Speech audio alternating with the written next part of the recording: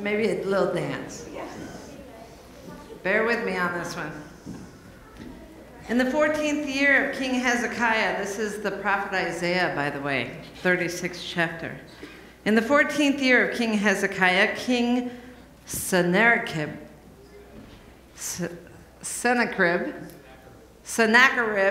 there you go, of Assyria, came up against all the fortified cities of Judah and captured them.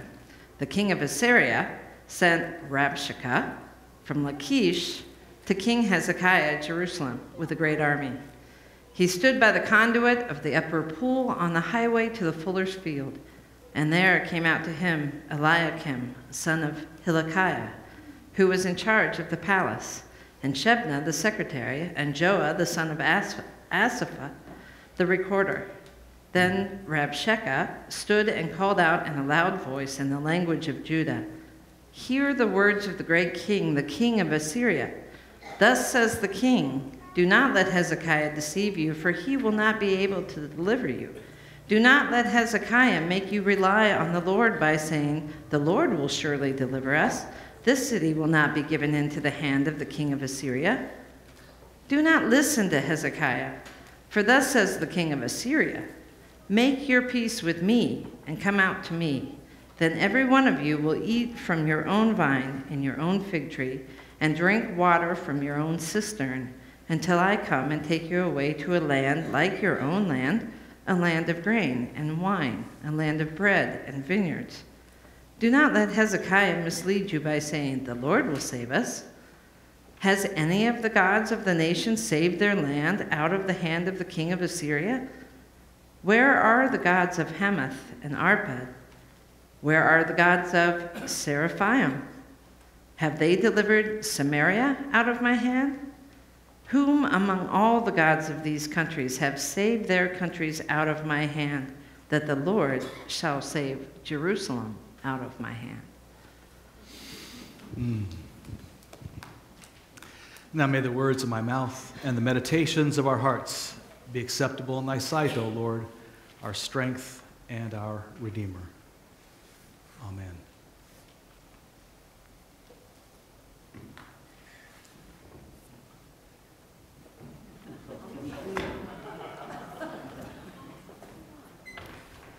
Have you ever taken a leap of faith?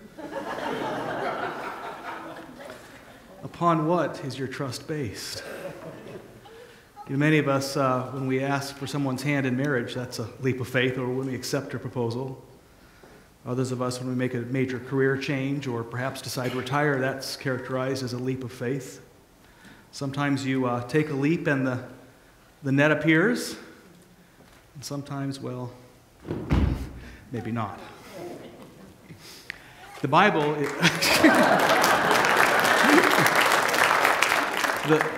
the Bible is full of leaps of faith.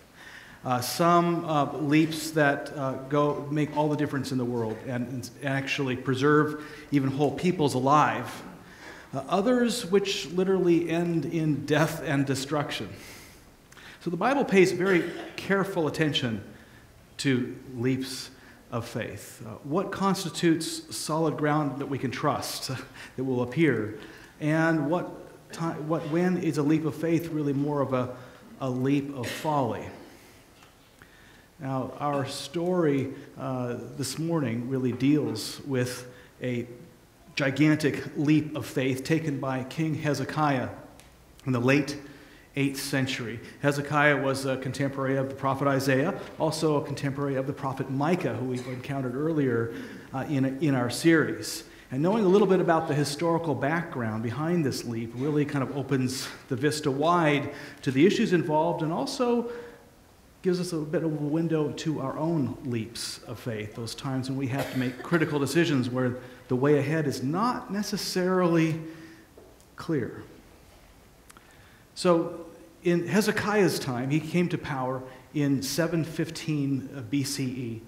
This was a time when, for about the last 20 or so years, a new power was on the horizon, rising from the north. That was the Assyrians. The Assyrians had over time expanded their borders in every direction from their capital city of Nineveh, which, if you want to find that on a map today, would be in Iraq beside the Tigris River opposite the city of Mosul. They expanded in every direction, and not all the countries they took over particularly appreciated it. The Assyrians were pretty tough people to be ruled by, and they exacted a lot of tribute from their vassal states, read extortion money, to keep them from being decimated. And so over time, people became very resentful of this, and both in all around Nineveh and also extending down into Palestine. So Israel at the time was divided between north and south, the kingdom of Israel with the 10 tribes of the north and the 2 tribes, Judah and Benjamin, with a kingdom of Judah in the south. And Hezekiah reigned over the southern kingdom of Judah. Well, as it happened, at one point, this northern kingdom decided to join with Aram to revolt jointly against Assyria. And they invited, or did more than invite, the southern kingdom to come along. They decided that wasn't a good time, and good for them. Because when the revolt took place, the Assyrians did not appreciate any kind of revolt like this, and they swept down from the north and absolutely decimated the northern kingdom of Israel, sacking most any city of any size. And by 721, they even sacked the capital city of Samaria and carted off the majority or the better part of the population into an exile from which they would never return. Now, to avoid experiencing a similar fate, Hezekiah's father, Ahaz, sent this huge tribute to Assyria and became a vassal then of the Assyrians. And so every year had to cough up more extortion money, so to speak. So much so that at one point Ahaz actually had to raid the temple of its gold and silver and other precious stones just to make the next payment. And to add insult to the injury, the Assyrians forced them to place an altar to their god Asher in the very temple of Yahweh. The Assyrians were not popular in Judah. Judah just waited for the first opportunity they could have to throw off the Assyrian yoke. So when Hezekiah came to power in 715, you can imagine what was on his mind. And so quietly, Hezekiah began to prepare for the day when they would be independent of Assyrian oppression. Now, he had to be pretty quiet about this because it was not unheard of in their day for the Assyrians to take a rebellious king, slaughter his entire family before his eyes, then gouge his eyes out so that the slaughter of his family was the last thing he saw. These were not nice people. And so he had to be very quiet in his preparations, but he did it. He was kind of bold that way. A number of the strategic cities, he built double walls around to withstand a powerful siege. He also fortified these cities with plenty of grain and other foodstuffs, non-perishables, that could, so that they could withstand a siege for many, many months. And he had to be quiet about that. And so the way he accomplished that was to basically import, put those non-perishables in jugs, bring them into the city with a simple seal on their handle that all read was "to the king." So they could amass a lot of stores for a siege that way. Hezekiah also did something quite extraordinary, one of the great feats of the ancient world, actually. He built a tunnel in Jerusalem. And there was a significance to this tunnel. In those days, if you were besieged, you could store up all the food you want, but if you didn't have water, the siege would be over pretty fast.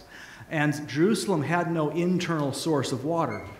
So what Hezekiah did was he actually burrowed from inside Jerusalem through the foundation rock and started there, and also started at a spring outside of the Jerusalem walls named the Gihon Spring. They burrowed from both directions, a third of a mile underground. You can see the trajectory on that kind of zigzag path and the dotted lines there. That's Hezekiah's tunnel.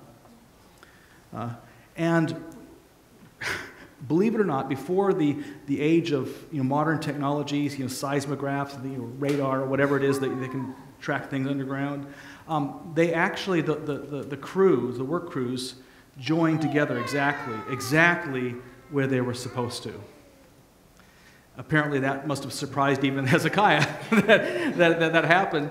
He was still so delighted he had an inscription carved in the stone right at that meeting point, which the participants from our Footsteps of Paul tour saw in the Istanbul Archaeology Museum.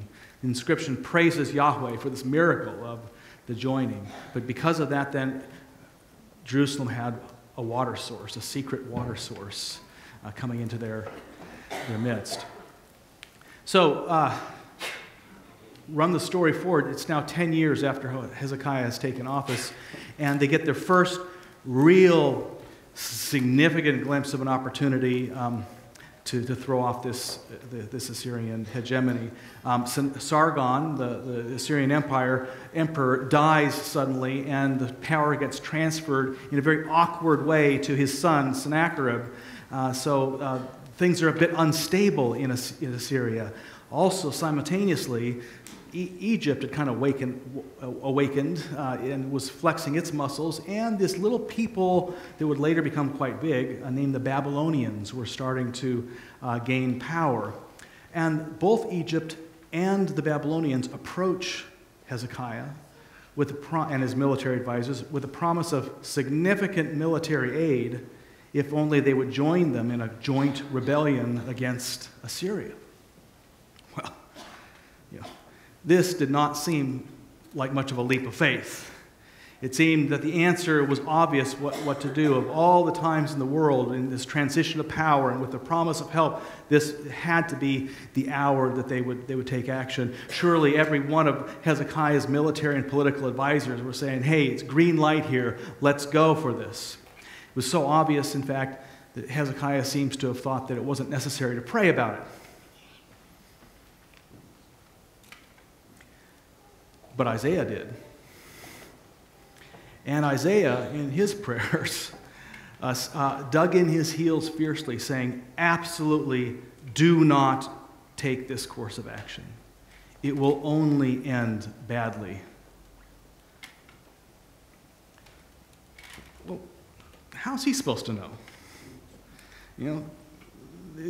Hezekiah's advisors, they've got the political attachés and probably a lot of spies as well assessing the situation. They've got concrete facts.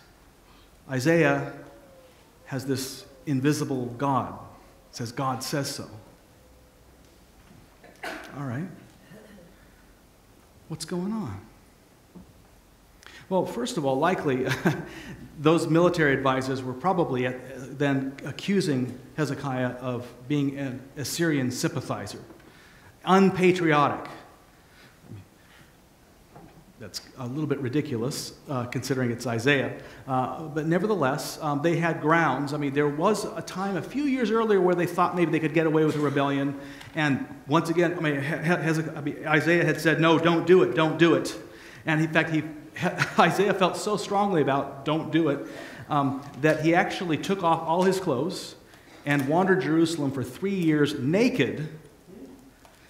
Yeah, you're impressed. Naked, in order to make a point that if they do this, they will all be like that, stripped naked and hauled into exile. Yeah.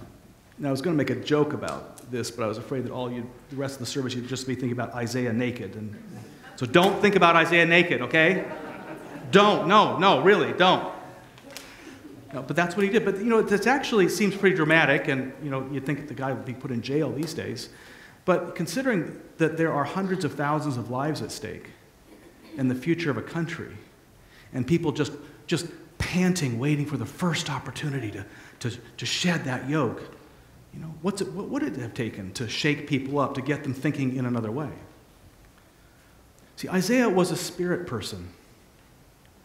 He paid a lot of attention to the Holy Spirit, those internal nudges, intuitions, and so forth that come from Spirit. And Isaiah was wise enough to know that the Spirit is not only real, but it's very really connected to all things and all people.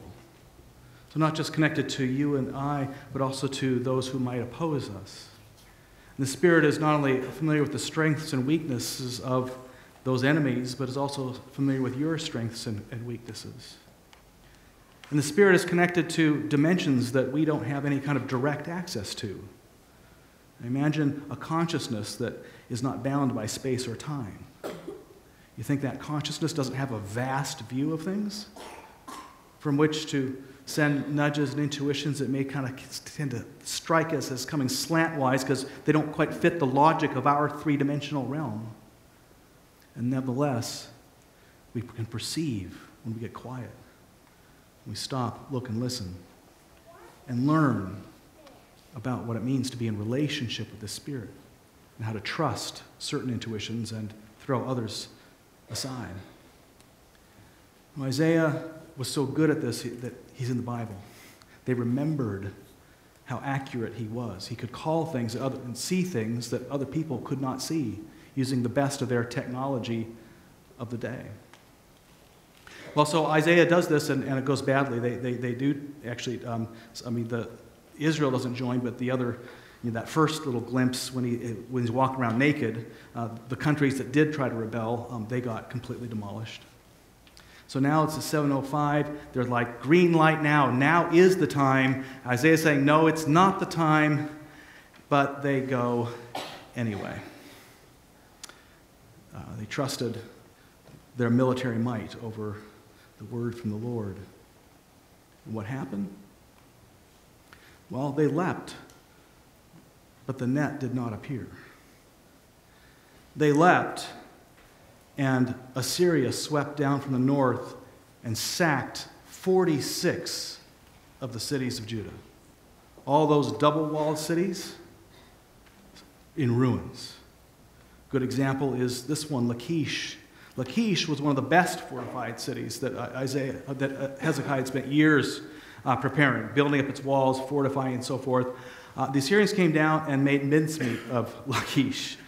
So devastating was the destruction that Sennacherib actually had these reliefs carved on his walls at home just to remember the glory of it all and the amazing slaughter.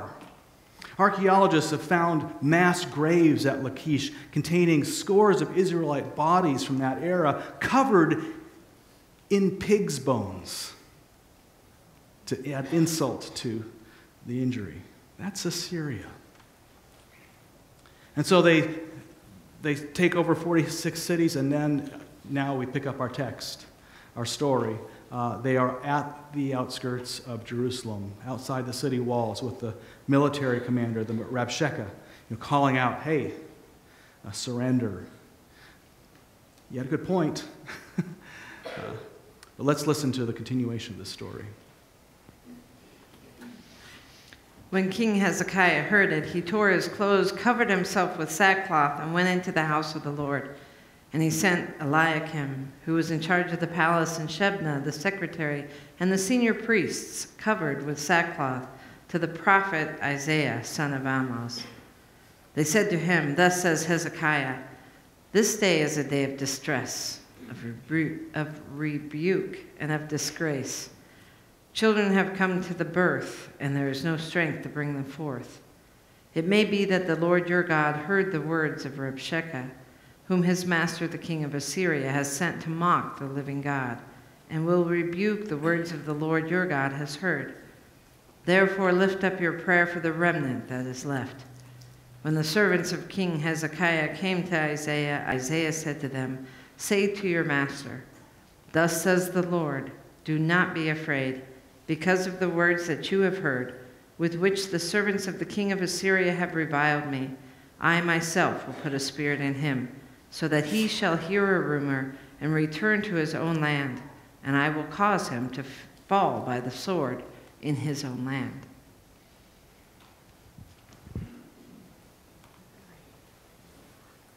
So the case made by the military general of Assyria was pretty pat. I mean, they conquered everybody. In 40 years, they had not a single rebellion had withstood the Assyrian might. The cities are laying waste, saying, if you don't surrender, I will kill you all. If you do surrender, you're going to go into exile, but at least you'll be alive. It's a pretty devastating set of decisions, but pretty obvious what the answer would need to be with 200,000 or 300,000 Assyrian troops camped outside your walls and the rest of your cities laid in waste. Pretty obvious what the answer needs to be. But Hezekiah had learned a couple things in this last go-around. When he hadn't prayed adequately, hadn't taken into account the word of the Lord adequately, and that led to all this. He did two things we find in our scripture. The first thing he does, instead of just taking the obvious answer, he consults Isaiah. So it seems that he's honestly actually now wanting to hear the word of the Lord, not just simply from his political and military advisors.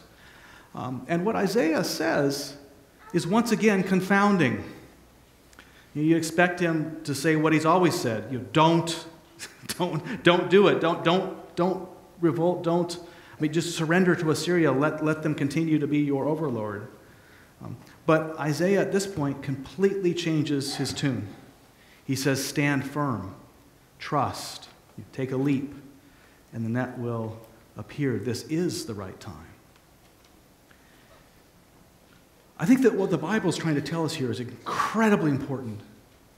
You see, we tend to have a tendency as human beings, when we believe that we've heard the word of the Lord, when we've kind of gotten it right, we want to enshrine whatever it is we've heard or whatever we've discerned, like forever. Like this is the word, and this always will be, and I'm always going to be in it, and it's going to be wonderful. The problem is that the word of the Lord, the word of the Spirit, the call of the Spirit, is constantly changing. Why? Because the world is changing. Those possibilities, the possibility horizon is always changing. And so the way we respond is always changing. Churches tend to be particularly, and other communities of faith, tend to be particularly susceptible to this. I mean, we try to be spirit people, right? And so when we think we've heard the word of the Lord, maybe we have, and something's been successful, and things are going great gangbusters. Maybe the church grows and becomes known, and becomes a shining beacon on the hill. Well, then what does a church want to do? It wants to enshrine whatever it was, from that era when they got it right. Enshrine whatever it is that made them successful and maybe even large and so forth. And keep doing the same old thing. Why? Well, it worked. But the world changes. And the Spirit's call with it. These days, it's actually quite hard to find a church that's actually really, really interested in listening to those other ways of knowing besides just the concrete, what's in front of people's faces. Consequently, a lot of faith communities on both sides of that great theological divide, liberal and conservative, they're all declining. They're declining, and lives are being lost. You think that's an exaggeration, lives being lost for the failure of faith communities to listen to the Spirit? Well, how many LGBT persons, for instance, have committed suicide or self-medicated themselves away from the completely inappropriate shame and guilt that's been heaped on them by society, all because communities of faith are failing to listen to where the Spirit is clearly calling them to go? Or how many wars have we entered, or other conflicts, partly because people of faith did not listen to the Spirit and raise an alternative vision? Or how many conflicts in our future may we encounter?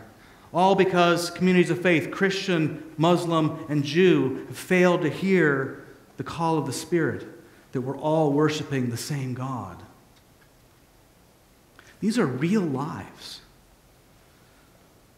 Real risks we take when we fail to take spiritual discernment seriously. And for every one physical life that is lost, I wonder how many spiritual lives are lost. How many people die inside spiritually? In 2006, when I was walking across the country with a few folks, we took a brief stop in Canadian, Texas, a small rural Texas town beside the Canadian River. And on Sunday morning, I sat beside this gentleman, his name was Bob, in a coffee shop there. And as Bob and I got into conversation, he revealed that he had been a member of a local church in Canadian for over 20 years and served in most every position within that church, from diaconate to trustee. But for the last 6 years, he said he hadn't been going to church. He'd been going to the coffee shop. Tell me more, I said. In which he revealed that 6 years earlier, the minister had been preaching against evolution and claimed that the world had been created in 6 days and was only 6,000 years old. And Bob had a few questions about that and a couple other things. Well, Bob, in wake of those questions, had been driven from his church, but not by the evolution or the creationists. He was driven from his church by his friends who agreed with Bob, who had the same questions that Bob did. They said, Bob, don't rock the boat. We can't afford to split the church over questions like this. And Bob, he didn't want to hurt his friends. He didn't want to hurt his church. So he figured, well, maybe he was the problem. Consequently, for 6 years, he took communion of donuts and coffee at that little coffee shop and was dying inside spiritually so that his church could live. What kind of life? Well, Isaiah caught the change of spirit, gave advice. But Hezekiah did one other thing that was very smart besides calling on someone who knew a little bit more about that spiritual path than he did. He didn't simply rely on Isaiah's advice. I mean, Isaiah had a great track record. He was definitely a spirit person. But apparently, by this time, Hezekiah realized that you cannot outsource your spiritual life to another, even an expert. That when it comes down to it, we all have our relationship with spirit, and we'd better take that seriously because not even the experts get it right all the time. When you have this consciousness that comes from that's in touch with all kinds of dimensions that we have no direct access to, what are the chances that even the best at discernment are going to call it wrong from time to time? Pretty good. And so you've got to have your own sense of relationship. And it seems that ever since that his debacle was uncovered, I mean, when he decided to revolt and now experienced 46 of these cities being destroyed, he not only woke up to the fact that he needed to pay attention to a few people who knew something about spirit besides him, but he needed to pay attention to his own inner inklings, his own intuitions. I suspect that for years the Spirit had been quietly preparing Hezekiah for this very moment. Step by step, small step by small step, inviting him to consider a day when the Spirit's word would change and he would have to take bold and decisive action. How does that look in everyday life? The Spirit invites us to open our imagination, consider more of the possibilities than logic and reason can simply give us. That's why daydreaming is an important spiritual discipline. Not during sermons, but is an important spiritual, actually even during sermons, is an important spiritual discipline to get out of our minds and into different space, to consider a whole possibility horizon, not just simply one possibility. And when your mind drifts over those different possibilities, you notice, you pay attention to your inner self, those deeper waters where you consider one possibility and suddenly something leaps like, home, something clicked. Other possibilities where you consider them may even be the logical ones, and it just feels increasingly bad. Feels like the wrong thing to do. Well, you do this kind of thing over and over and over again, and you can start to connect the dots between those experiences. Sometimes you're going to get the Spirit right. Sometimes you're going to get the Spirit wrong. But if you do it enough over and over and over again, the Spirit gradually leads you step by step by step to that place. I'm not going to climb it again, don't worry. That's pretty rickety, actually. But to that place of decision. Only when you are at that place of decision, if you keep clearing it up, keep turning it over, keep surrendering, keep listening, keep feeling, when you get to that point where you have to make that critical decision, maybe lives are at stake, it's not like this is your first opportunity to make that choice. You've actually been making that choice for 1,000 small steps before it, such that the next step, though it may be terrifying to your brain, feels peaceful, feels perhaps even joyous, and feels like the next most natural step to take in a journey. Not again without anxiety, but something in the gut says yes. So Isaiah, simply when Isaiah offers his word to Hezekiah, I strongly suspect it simply confirmed the word that Hezekiah had been getting consistently and not knowing whether he could trust. When he heard the same word come from Isaiah, we need to act. And we need to act now, and we need to be bold about it. And so he did.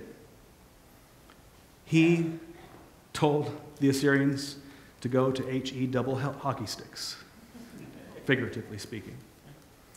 And you know what happened?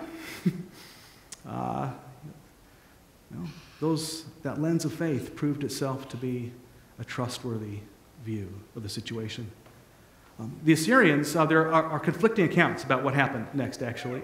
By one account, the Assyrians caught word that there was trouble back home, and the army better get back there fast to help them out. And so they turned tail and ran back to Nineveh. By another account actually that's also spoken of by Herodotus, a massive plague, kind of like the ancient version of Ebola, went through the camp, killing 185,000 Assyrian troops. Whatever the real story is, what we do know in reality, and it's confirmed by Sennacherib's own journals, is that they did leave. And Israel, or Judah, the kingdom of Judah, was preserved alive, in safety. And Hezekiah was preserved alive. And it's from Hezekiah's ancestry, bloodline, that the Messiah would eventually arise.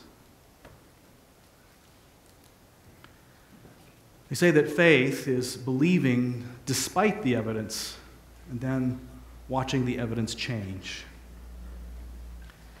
In our world, our situation is not that much different from Hezekiah and Isaiah. We may not face the threats of the Assyrians, but we do face certain threats to our world civilization, environmentally, geopolitically.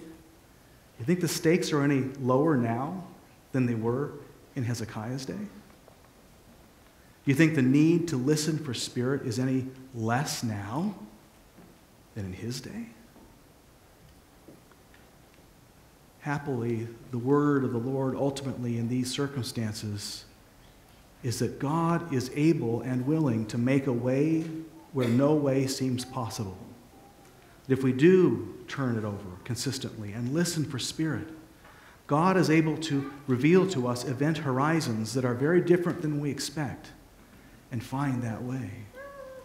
And when that way appears, if we keep doing this as a regular discipline day by day, when it comes time to making those critical decisions, it will not seem so big and giant of a leap. It will seem like the continuation, just one more step in a whole path of faithfulness. Amen.